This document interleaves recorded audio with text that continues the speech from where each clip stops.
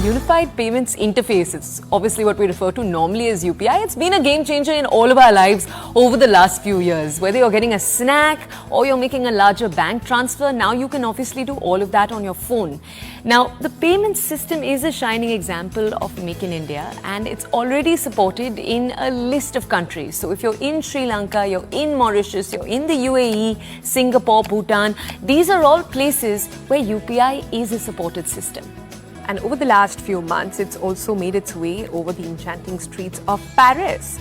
Now, while you're munching on your croissant and sipping some piping hot coffee, you can even buy your tickets to the Eiffel Tower over a UPI. Season to book a summer holiday in Europe, as so much of the middle class does, and there is now so much of the middle class. Count Paris in, of course, and then inevitably a trip up Eiffel Tower. By all means, book online. But you don't have to pay online. You can pay through your UPI app in Indian rupees. Ambassador Javed Ashraf launched a UPI in Singapore back in 2018, and he has now brought it to France. And then we thought that it would be best to start with Eiffel Tower, with the most iconic site of France, and in fact one of the most iconic in the world. Gets about 8 million tourists a year. From what they tell me, about 300,000 to 400,000 tourists from India as well.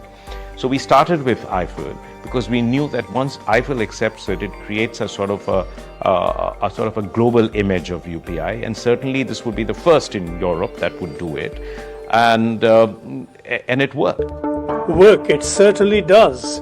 On the Eiffel Tower site, find the UPI mode, scan the QR code, and off you go. India has reasons to promote UPI that stretch beyond Europe and tower above the Eiffel. It should eventually become an instrument of remittances, as it has already become. Can the protocols and standards